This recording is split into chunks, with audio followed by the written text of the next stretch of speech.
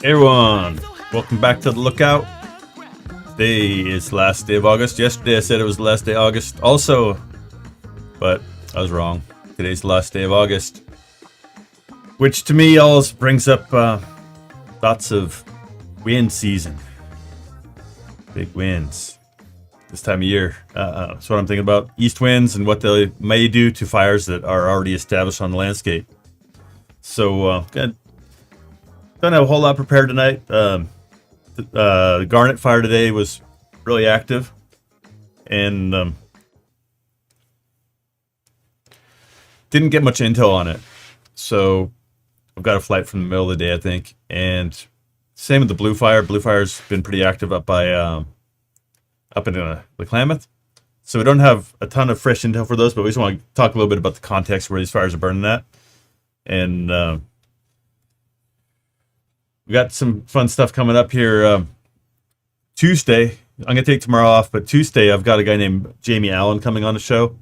And he lives in Syad Valley, which is on Highway 96 between in the Klamath Mountains in northwestern California. And Jamie's been working up there. Well, he grew up in Syad, which is a really small town. And he's been working as a biologist there since he's in college. He's a little bit younger than me. He was actually in college with my brother at Humboldt State.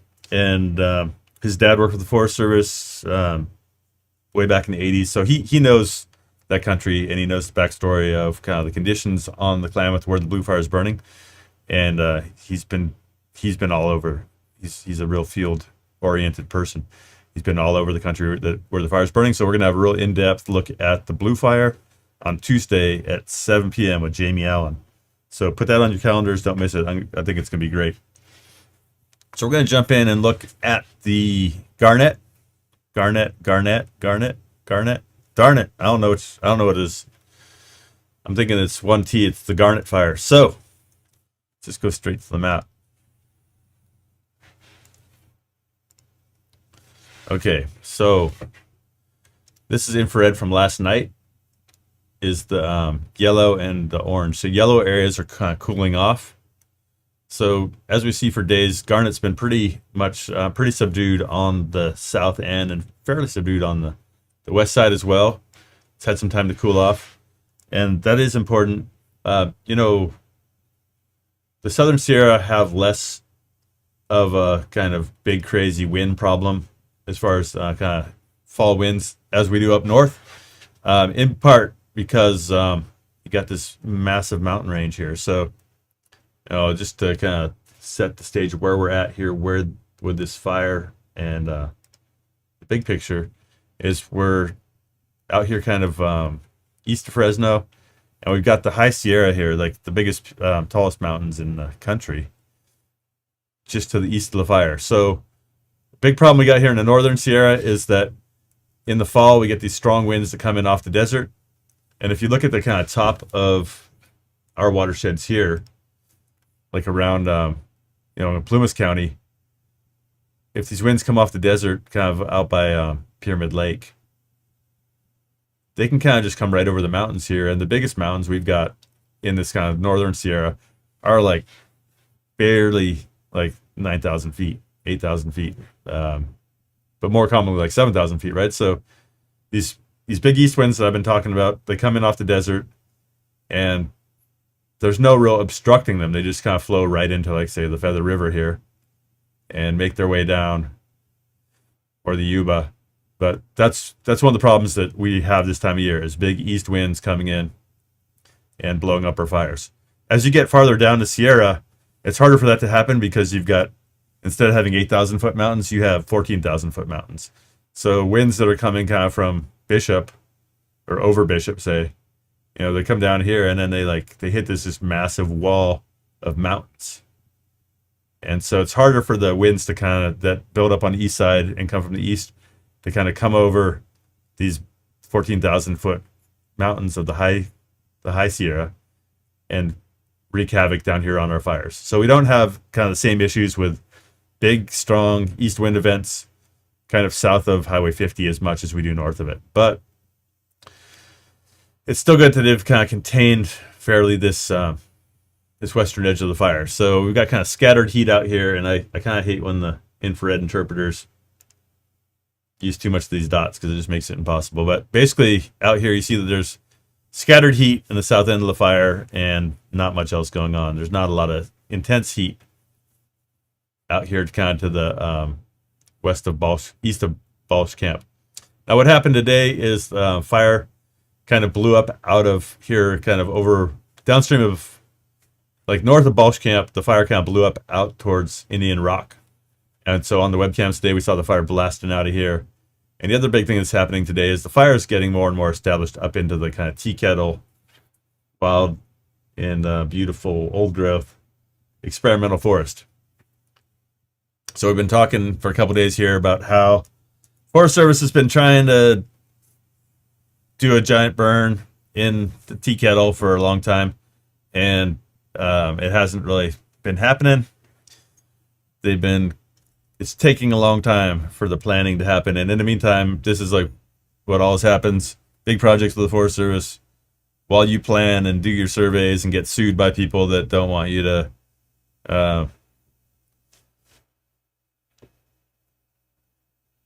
mess up the thing they don't want you to mess up. It all burns in a frickin' wildfire. Sad story. Sad but true. Probably not going to hear that on the old Facebook incident briefing, but that's why you listen to the lookout. Is okay, not happening. Not getting the burn done this year. Well, we're getting the burn done this year, but not in the prescription we wanted. So anyway, just as far as I can tell today, I've got these kind of triangular lines off the webcams, and there's a big ass crazy nuke bomb smoke column happening kind of up here by Patterson Mountain. And there's just a kind of a little bit of mention of it on the Facebook stuff. But this is kind of like, so today I said it kind of ran up kind of towards Indian Rock. And then out here is kind of the triangle of death that we're showing on the webcams. So it would appear that the Teakettle is boiling over, and with it, our chance to preserve the incredible old growth forest that has lived there for a very long time and will not live there in the next 10 to 15 human generations. So that's one view of it. It is strangely beautiful sunset animation. This is a look from the kind of southeast of said nuke bomb incineration in Teakettle. So what we got with these new webcams everywhere is like splendid documentation of the catastrophe that we're all on board for. If nothing else, the webcams aren't helping us keep megafires from happening, but they are thoroughly documenting it from many different perspectives. We'll take a kind of western view here from the Fence Meadow camera across. This is kind of Ross Crossing out here. And where's our cameras? Here's Fence Meadow Lookout.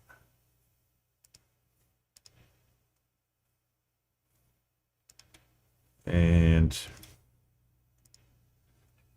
so we said the fire kind of boiled up out of here today, and you see this progressing. I guess it boiled out of there before this video, but so this is Teakettle out in here, and the fire is kind of well established on Patterson Mountain over here.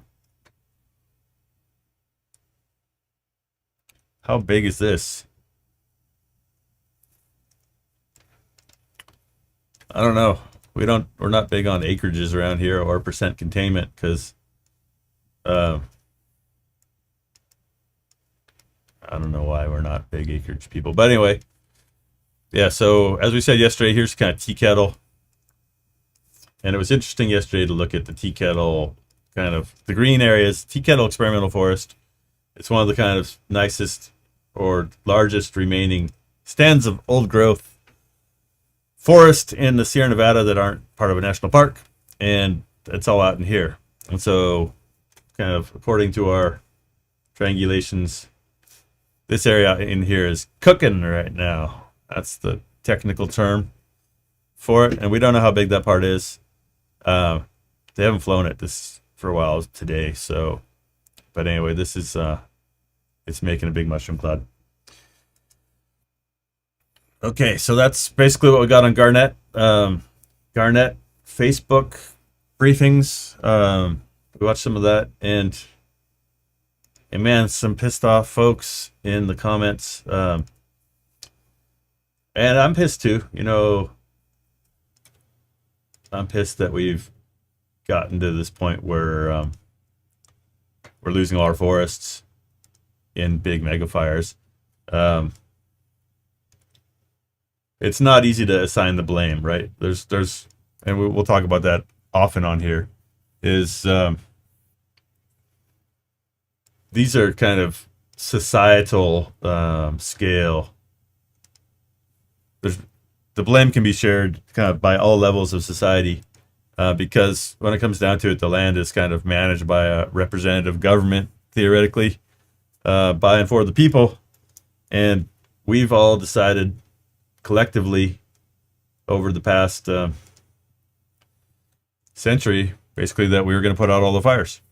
And we've all decided collectively that we were going to log, and we've decided collectively that we were going to stop logging. And so the Forest Service is broken completely. And so blaming the Forest Service for this train wreck that we're kind of continuing on it oversimplifies it.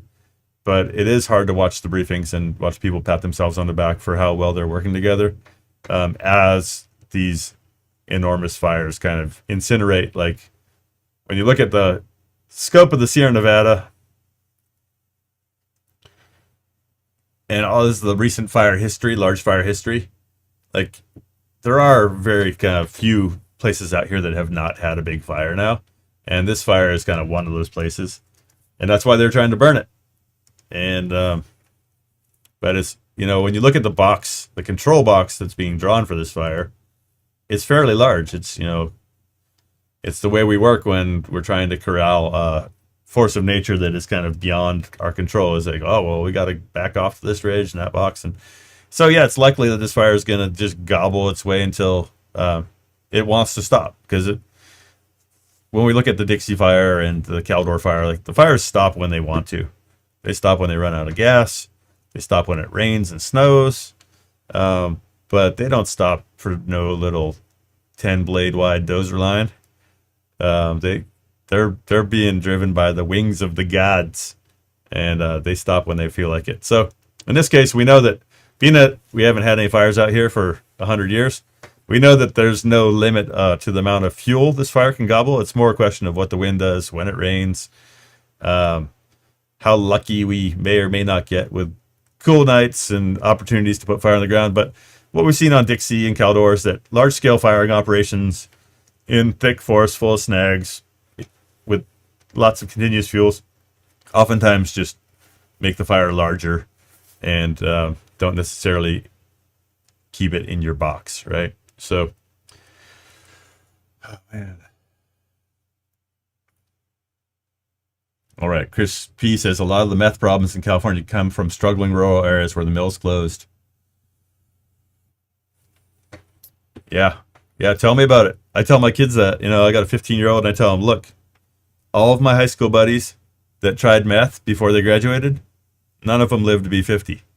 So I had 35 people in my class, and the number of people that have died before they got to 50 is shocking. And then my whole high school, they've got a Facebook page for people who died. I'm 50. I'm 51. And it's incredible how many people from places like that, like Lassen County, didn't make it. And shutting down the mills, shutting down the industry. There's so many different problems that stack on top of each other. Sonora's got a mill. So Jacob Wayne says that Dinky Creek is overgrown. I'm going to turn on some landmarks. My buddy Nick Kent texted me some landmarks. He works down there for CAL FIRE for Fresno Kings, and he's trying to do some good stuff with they're trying. People are trying to do what they can, but the scale of the problem is so extreme and kind of beyond. Like, I wrote some essays on it that I'll share up here. Let's pull this up while I'm thinking of it.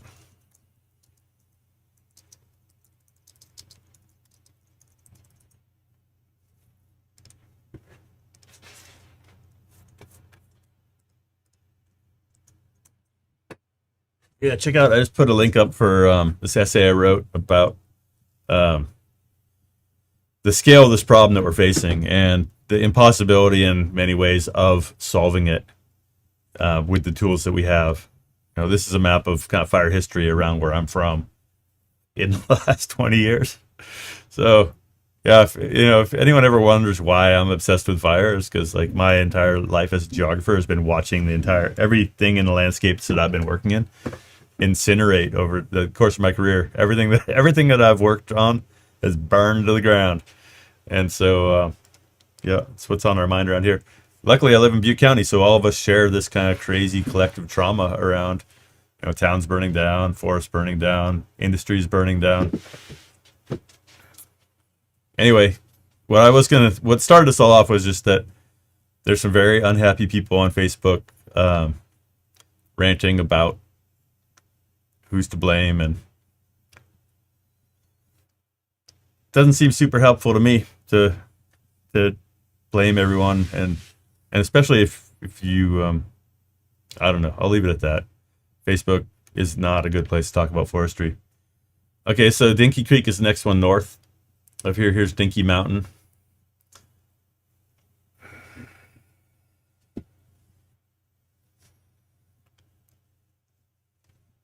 All right. So, like I said, I'm gonna be off tomorrow, but we will, we'll do a perimeter in the morning, and we'll post it on our Facebook and Twitter and LinkedIn stuff, and probably get a map up on the lookout before I get out of town. So yeah, it's always interesting this time of year. We're kind of stuck waiting for the flight. We don't really know what's going on out there. It's the problem with being kind of a fire voyeur, is you're at the mercy of the other people who know what's going on, sharing with you. All right, so let's go just kind of set the stage here on blue now, the blue fire. Going up to Northern California, and we've got Mount Shasta, and we've got up here Wairika and Eureka, and in between we've got the Klamath River, and not a lot of anything out there going on except big fires and old pickup trucks and people hanging on because they care about the place and want to see things get better. So here's blue. Blue fire. I'm going to see if I can get a little heat satellite here to enhance our... Yeah, the heat's not so much on the satellite. So anyway, this fire the other day was a lot smaller. It kind of made a big run last night. So if we look at... like here's the blue fire from 29th, so 2 days ago, and it was kind of, it was a lightning strike. It started on top of the mountain, kind of was backing its way down and spreading where it wanted. But then, yeah, last night, by last night, it was like 1,000 acres, and there's spots all over the place. And like this fire is another one of those ones that's going to burn until the rains happen. And so what we want to talk with Jamie about on here is he lives here in Syad Valley. In this area, I was on the fire up here in 2014, the Happy Camp Complex. I was working for the incident command team for the long-term analyst that was kind of projecting where these fires are going to go. So that particular fire, 2014, was pretty big. And it burned all the way from Happy Camp. It's this area in green here. Burned all the way from Happy Camp all the way over to Scott River, which is quite a ways, and 133,000 acres. So one of the things is that this area, before that fire, hadn't had any big fires for quite some time, like since the 1987 fires. And another thing that we're going to talk about with Jamie is that this area got logged super heavily in the 70s and 80s.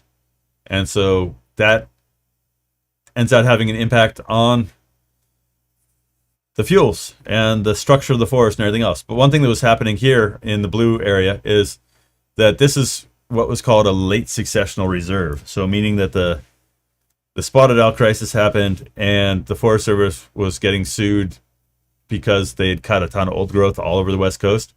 And species like the spotted owl that were dependent on old growth were disappearing. And so the Forest Service had to come up with a plan of like, how do we keep logging if we can and manage this landscape to keep some old growth around so these species don't go extinct. So there was some huge old growth in here, and so a lot of that stuff was mixed in with areas that also would have been logged. And so the 2014 fire like totally smoked this area super hard.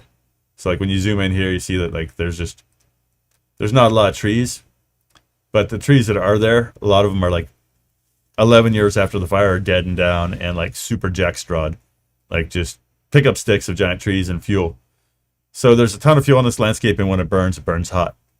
So Jamie's going to share some photos of that from, he's just been working out here as a biologist his whole life.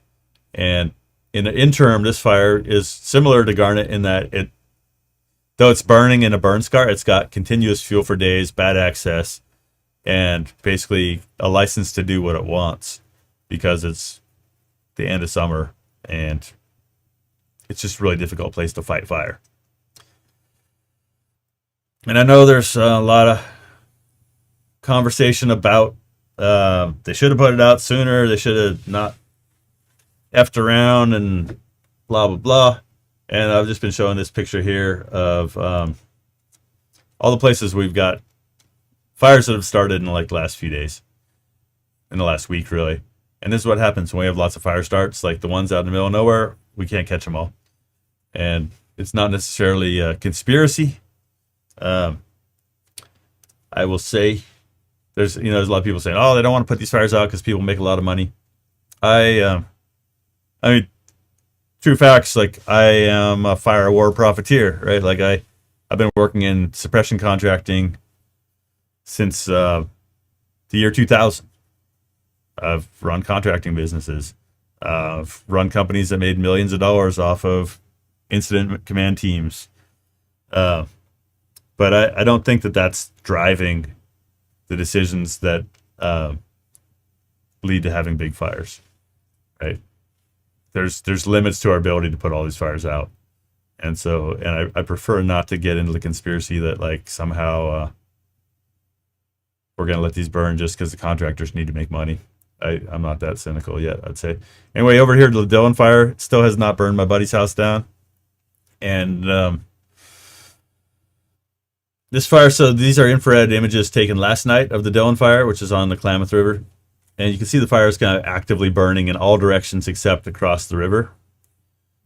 But as far as where it's got kind of room to run, there's not a lot of control happening on this fire. Where they're focused is in this corridor where people live. So far the fire, they've picked up spots that have crossed the river except this one right here. This one's cooling off. No active kind of new heat showing. As of last night, there was a spot fire over here that crossed the river. And this morning was well established. So, and the imagery doesn't really do these steep slopes justice if you spend time like trying to hike anywhere in the Klamath. This area here burned in 2017. And then here the fire is kind of contained by a fire that happened 2 years ago, right? So it'll be interesting to see what happens here where this is going to kind of back down and then it'll roll out and make runs up out of here. It'll be interesting to see like how significant this new fire becomes on the other side of the river here. One of the problems with it being exposed on its ridge is just that like with down canyon winds and up canyon winds, they can blow it back and forth kind of over the course of the day and night. What's interesting here to me, one of the things is like when you look at this slope here, like this all burned 11 years ago and there's still forest there. A lot of places in the Klamath that have burned still have forest, and the forest here is probably more fire resilient than it was before it burned. just because it thinned overdense forests. Another thing we're going to talk about with Jamie Allen is just, what we talked about last night too, is just that we've got this massive challenge of trying to figure out like what is the best strategy for like when you've got an entire landscape that has had a huge amount of fire in the last 20 years, last 25 years. How do you kind of determine a strategy for moving forward? Our ability to manage land is so limited at the scale of the problem. And so, talking to Jamie, he's saying that, okay, well, this area burned super hot in 2014 here back at the Blue Fire. And basically it was a moonscape and the soil was fried and all the wildlife that had wings and feet moved out of there and moved over into this other drainage, Elk Creek drainage. And now they're starting to move back in. And so what he's saying is that like these areas that were super nuked before, where there's a bunch of like snags that fell down that were kind of just hard, he said like lignified, I think, that actually burning all that stuff up and having kind of a clean slate in here, like it might be actually good. I know it's hard to picture, but that like, and think about like all the talk people have about biochar and how charcoal filters stuff and provides nutrients for new plants and everything. The second round of a high severity fire, there's a lot of charcoal, and a lot of these snags that were laying there hard and dead and kind of not accessible become what he calls nurse logs. So, it's just none of us want to be in this situation of trying to figure out how to manage high severity fire 10 to 15 years after the fire. None of us who, he grew up right here and hiked around in here. He said that before the fire, he'd hike like one of these little drainages as a biologist, and he said you'd see like 5 bears in each little drainage. And so all of us who've grown up hunting and fishing and exploring the woods, like none of us want to be in this position of spending our time out there in these burned areas trying to figure out like the future or what is best. But it's what we got to deal with. You look at what Jamie's got to deal with it here where he grew up. You come over to Almanor, area where I grew up. It's like these landscapes are just so incredibly altered in our lifetimes. And that's the challenge is like, what can we do? Can we use fire? Are there places that fire's doing all the work for us anyway, because the Forest Service basically doesn't exist.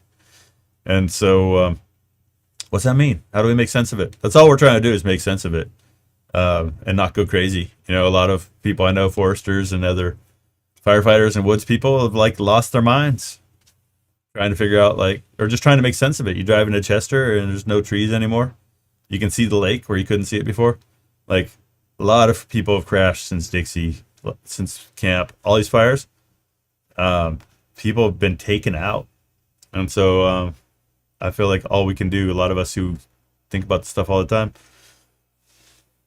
share it, talk about it, figure out what we can do, because this is the situation we have to work with. And calling each other a-holes on Facebook ain't like, that doesn't feel good.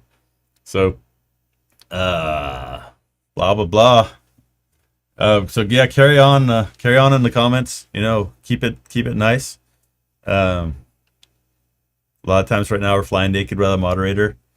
So, what I'd like to see happen in the comments is like, if someone says something and you disagree with it, like if you can make some friends on here and meet up in the woods, and actually talk about stuff in person, like to me, that's the purpose of the Lookout, is to bring people together to talk about this stuff and move forward, and get out of the Facebook and get out in the woods instead.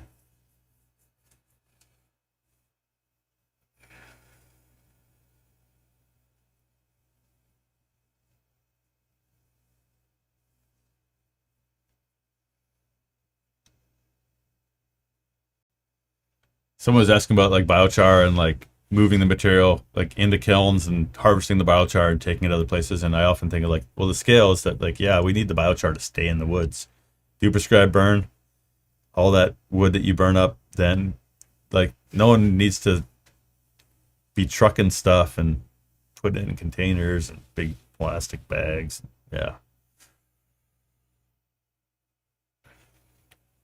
Anyway, man.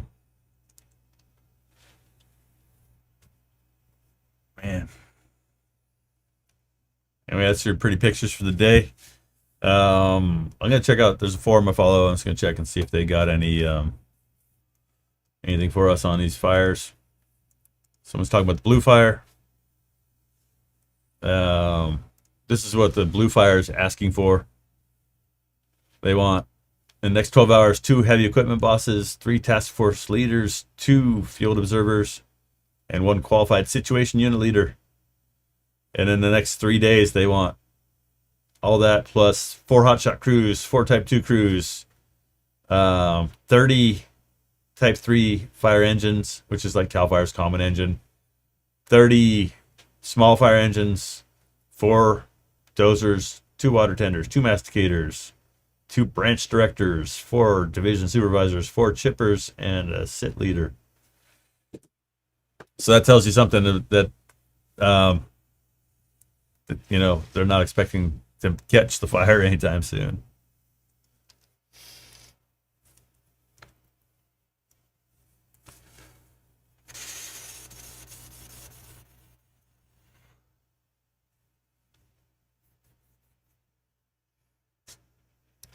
So Jacob Wayne saying, I don't want to offend anyone, but I feel like I like to take care of the environment, but I feel like the environmentalists, quote, in the state have too much power and actually ruin the environment in the long run. I think it's a good point. Like, what is an environmentalist? Yeah, like there's so many flavors, and it usually gets used to smear tree huggers. But yeah, I agree, Jacob Wayne, that like there's definitely some people who call themselves environmentalists that are just obstructionists who have like single-handedly shut down major projects that could have been impactful.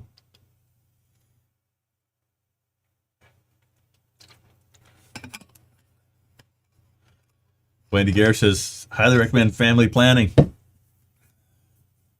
Someone's asking about the UTF list. How lethal are the fires to wildlife? They're not always terrible for the wildlife, but it depends. So, like, let's just kind of come back to Garnet. It's a good question, and it's something we hear a lot. Oh, and actually, there's another fire out here that we're following that is out by Burning Man.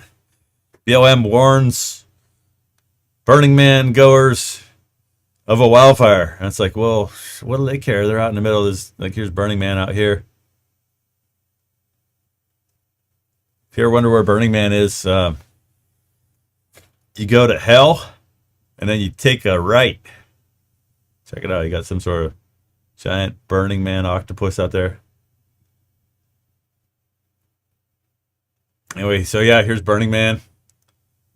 And yeah, I don't know why they thought they needed to warn people about a fire that are Burning Man, but yeah, here's like Reno's down here, and is Burning Man way out there. Okay, so back to the question about wildlife.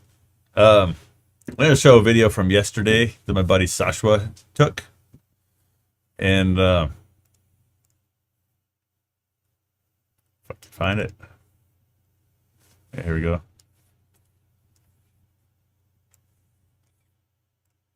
So oftentimes fires move at a speed like this.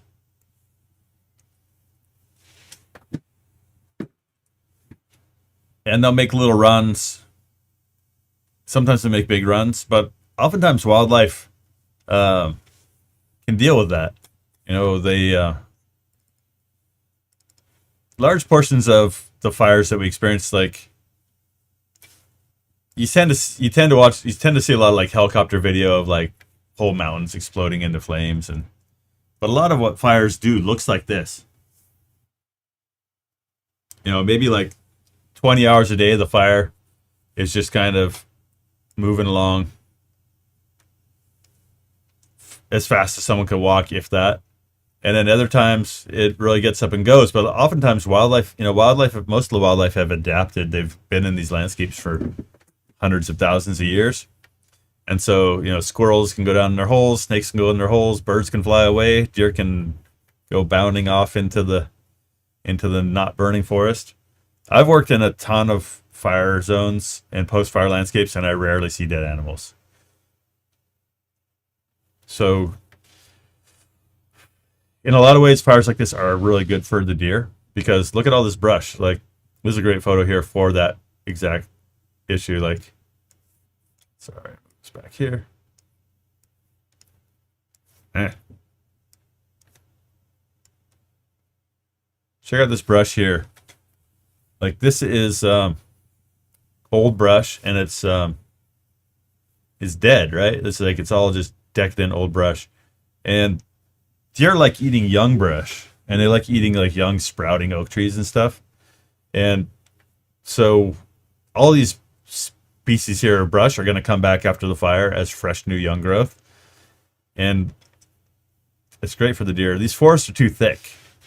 They're all too thick because of fire suppression, because of past timber harvest that like opened up the sunlight, to reach the forest floor and germinate new tree seedlings and everything. So oftentimes, like the park fire, burned 450,000 acres, and like 300 and something thousand acres of that were oaks and brush and grass. And so, oftentimes the deer have more to eat after the fire than before it.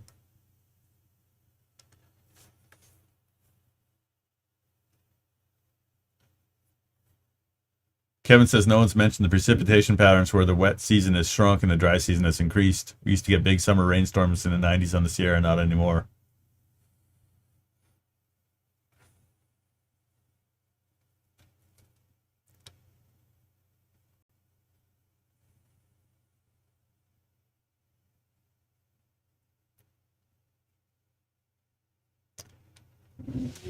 I was going to show a couple other pictures here of post-fire conditions.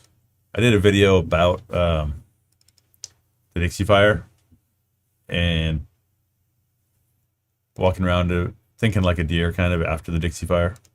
Just give me a minute to fire up the archive.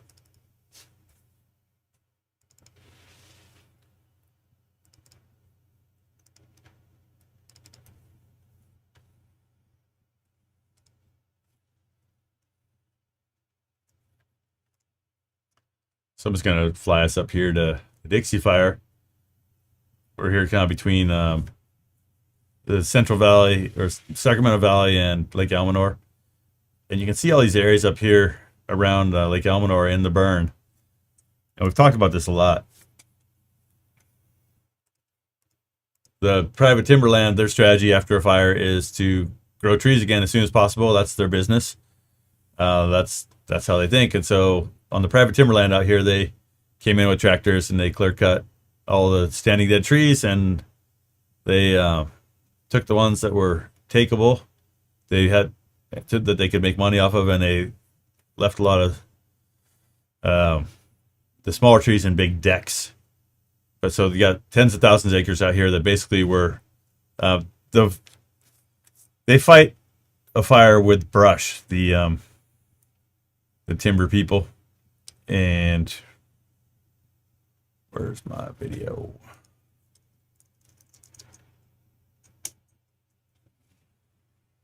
This is a video you can watch on let's see.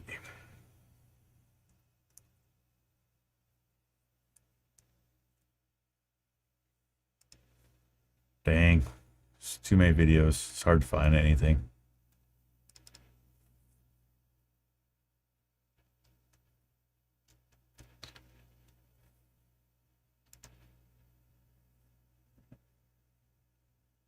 I guess I find it on YouTube.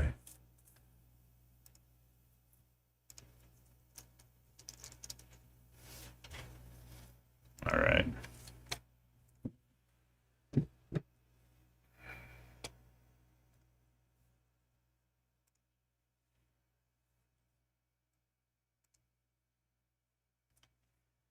This is an area that burned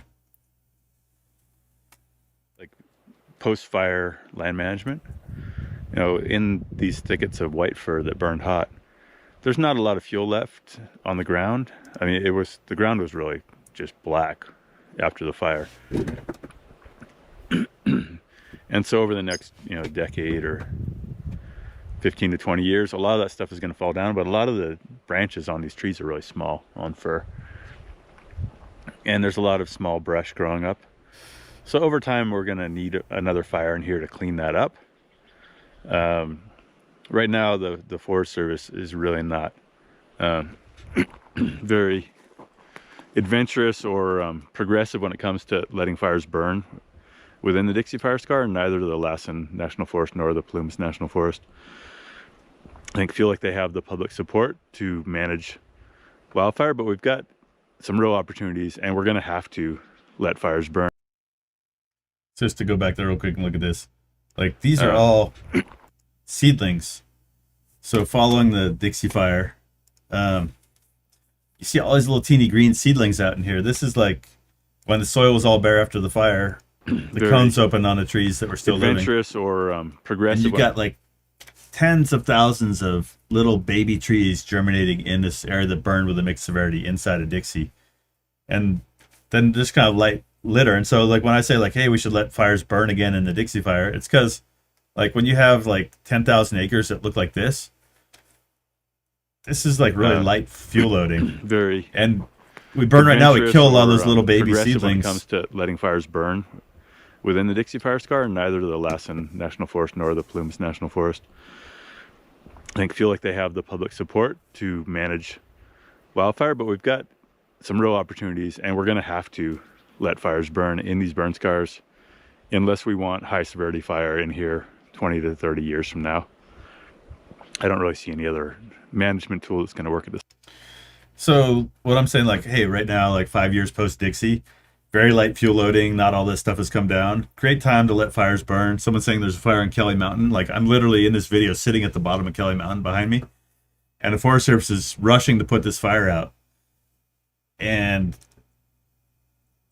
why? Like, here's Kelly Mountain right here, and then here's the Dixie Fire, right? So, like, why would you rush and put out a fire right in the middle of here, is what Marty's asking about this fire in Kelly Mountain, when the forest out there looks like this. Like, there's nothing out there that... Talk about that, because otherwise... To burn, it's all... If we just put out all the fires in here for the next, 40 years, the next fire that comes through is likely going to kill a lot of the trees that survived the Dixie Fire. And so there's a story like this all over the Dixie. Dixie burned 1 million acres. This is a patch of the less extreme outcome, but it's really variable, and every little kind of different patch of severity, and depending on what the stand looked like before the fire.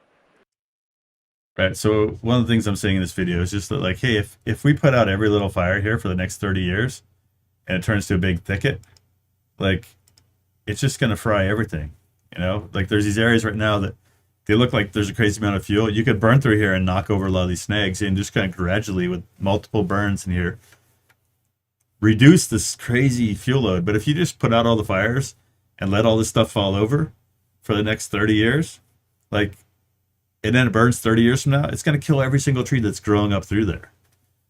So so here we went out into the kind of industrial timberland that's been herbicided. So in some ways, I'm glad that the Forest Service, sometimes I'm glad the Forest Service lacks the ability to get anything done, because if they really had their way and unlimited resources, a lot of the public land out here would look like the private land.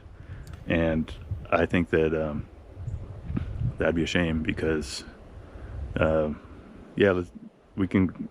plenty of land to grow conifers on that's already managed by private companies, but the public plant trees and they burn up in the next fire. And so just being out there hunting, like, when you look at this huge patch of salvage, like, this is the heart of the Tehama deer herd migration. So the Tehama deer herd, they come down into the foothills in the winter, and they winter down in, like, the edge of the valley, down around, all up and down, like, from Orville all the way up to Red Bluff. And then they migrate in the summer when it's 105 down here. They migrate up and they would like hang out up around Lake Almanor and the Caribou Wilderness in this high country for the summer and have their babies and everything.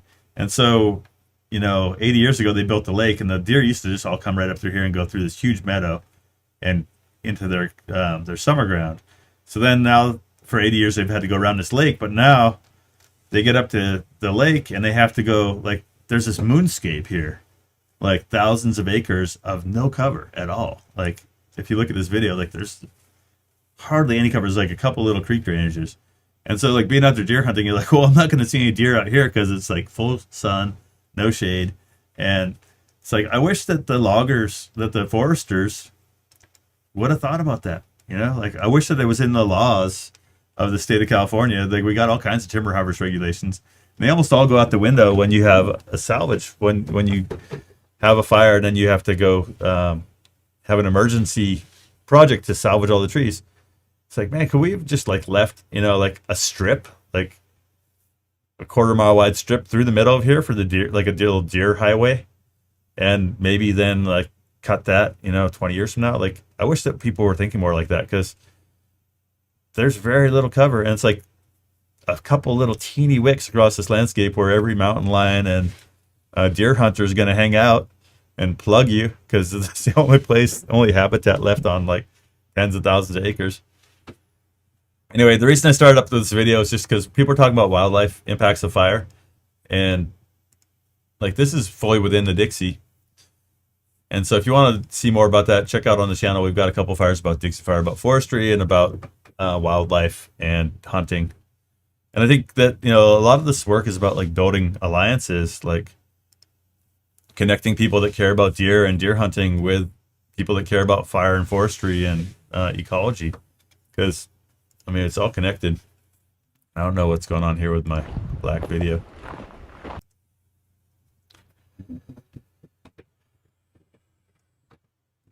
First thing out the window. Yeah, it is sad up there, man. Like, just driving into Chester is shocking.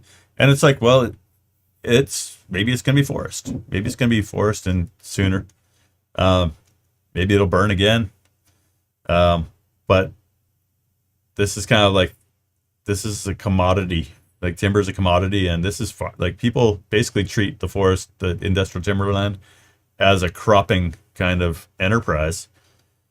And in the meantime, they're out here like spraying Garlon and got helicopter spraying herbicides. They got like kind of Latino crews from Guatemala and El Salvador out here walking around with backpack pumps, spraying Roundup. And I've seen some of these crews a while ago. Like, dudes come walking out of the woods with their backpack sprayers on, and they've got purple dye in their Garlon so they can see where they sprayed it. And their pants are just dripping purple. They look like they, had a water fight with grape juice or something. And it's like, they're just wearing jeans, dude. And so then you read like the Forest Service contracts and everything. They're like, we're going to comply with all applicable safety regulations. And it's like, well, good luck with that, man. Bunch of like, I don't know. There's a cost to all this stuff. People get exposed. A lot of foresters I know have had cancer. A lot of people have died or had birth defects from 2,4-D spraying on these forests. That, the industrial timber people will tell you that herbicides are perfectly safe. So,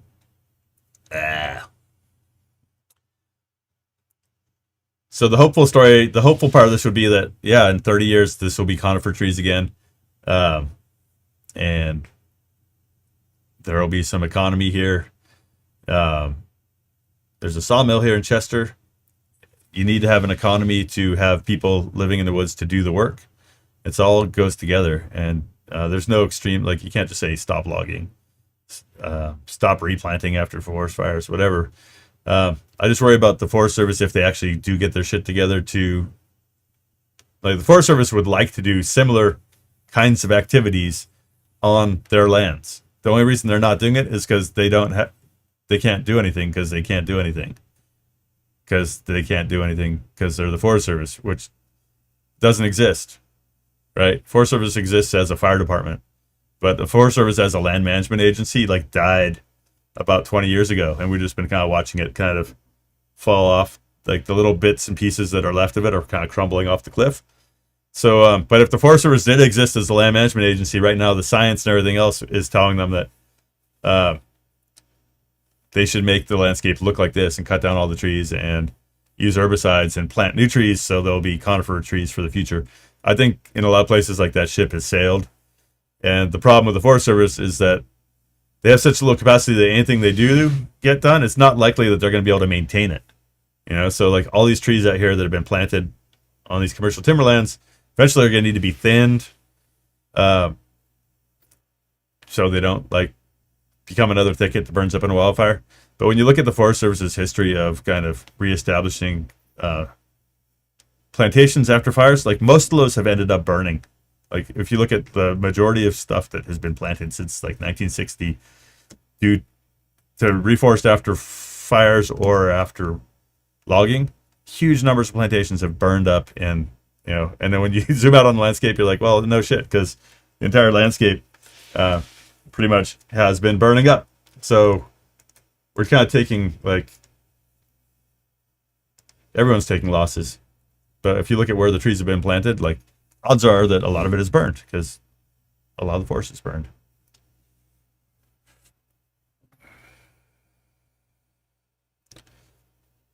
So one of the things that kind of comes up in the foothills here is that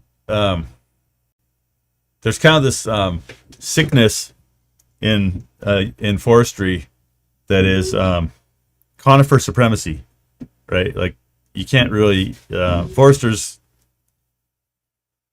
no one really explained to them that, like, acorns were like what everyone ate for thousands of years here, and deer and turkey and everyone else ate acorns.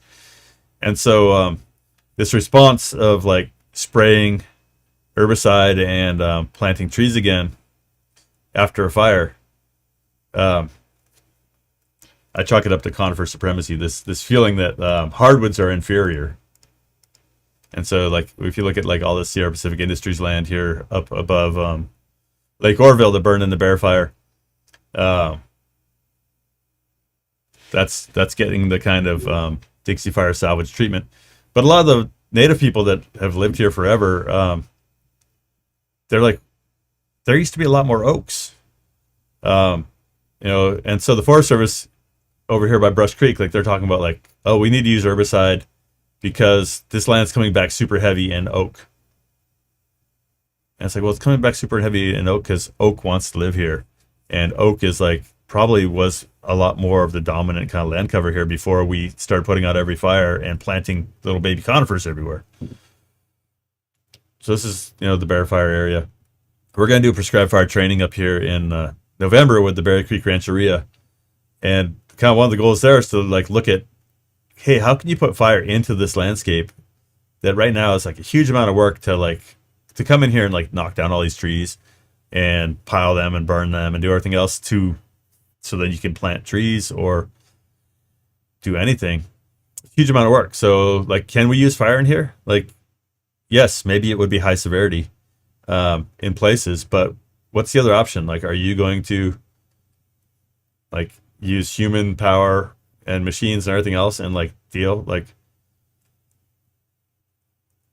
when you look at like the Bear Fire, it's like, it's a pretty massive area, you know? And so obviously timber industry is showing that yes, it is possible to work at this scale, but it's possible to work at this scale in this really reductive kind of, we're going to grow conifers here and that's about it kind of method. So if you want something more holistic where you have conifers and you have acorns and you have beneficial plants and you have willows and everything else, maybe this approach here isn't gonna like work out for everyone.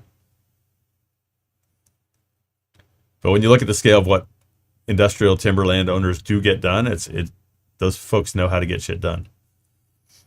But not everyone wants their landscape to look like Chester, like after you're done with it.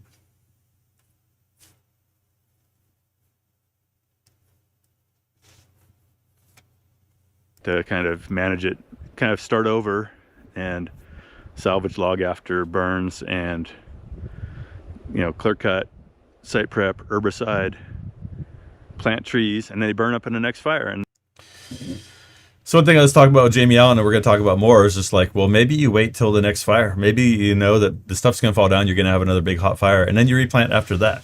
And let fire, and maybe you have to wait 15 years, which commercial timber landowners don't want to do, and also they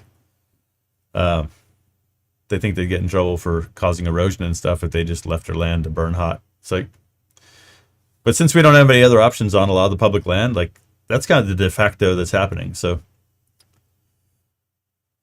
anyway, carry on, folks. I'm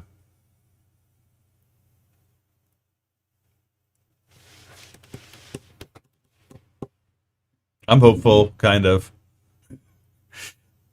I think, once you kind of take the perspective that fire is not, if you take the perspective that fire is just destructive and agent of death and despair and destruction, then like if I felt that way, I would have offed myself years ago, because fire just is here. It's doing what it's going to do. It has like way more subtlety and complexity to how it affects the landscape than we'll ever understand. And you just have to, I think, for me, it's a survival mechanism to embrace fire, to recognize that it's powerful, that we can't control it, to try to understand where we can use it and where we can lean on it, and where we just have to get out of the way. I'm not interested in clear cutting and spraying and bulldozing the whole landscape to save it, because I don't feel like we know what it should look like.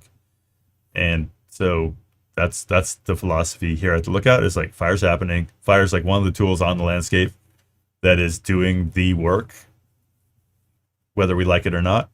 And I can't fight it, I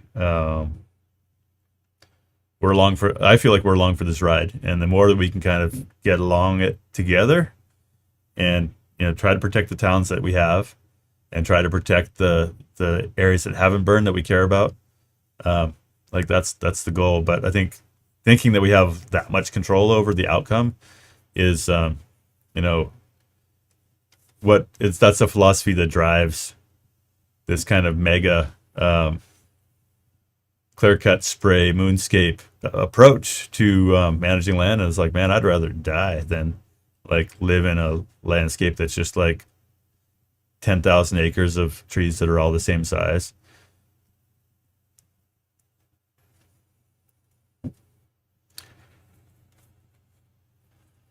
Okay, people. Well, I know it's meandering way around here. I appreciate that y'all want to hang out and listen to my random thoughts, and that you support the Lookout. We are having fun with this, and I would recommend go and check out the whole entirety of the hunting in the Dixie Fire video. I like, it was my first time hunting up here. It's actually my first time hunting deer that last year, and I enjoyed it. I got to spend time in landscapes I've known for a long time by myself, quietly hanging out, and it was less about killing an animal and more about trying to think, how does an animal interact with this landscape, and that's what hunting is. And so I think, like I said, building bridges. You might not like hunting, but before like you kind of apply your trip on people and say like, oh, they're bloodthirsty savages that are acting out against the divine femininity with their toxic bloodlust, whatever you're going to say about it. Like, consider that a lot of people who are out hunting are thinking like animals, thinking like deer, and reconnecting with nature and with each other. And so I'd say like, yeah, let's talk about hunting, and talk about fishing, talk about the forest, keep talking. Someone says, aren't they taking out the cascading power? That's a different topic. The hydropower in the Feather River. We'll talk about that some other time. All right, I gotta play my ads and get on with things here. And I did see the comments. Some people like the new music, some people like the old other music, and we're gonna mix it up here. We'll play country music when we're covering fires and country music country.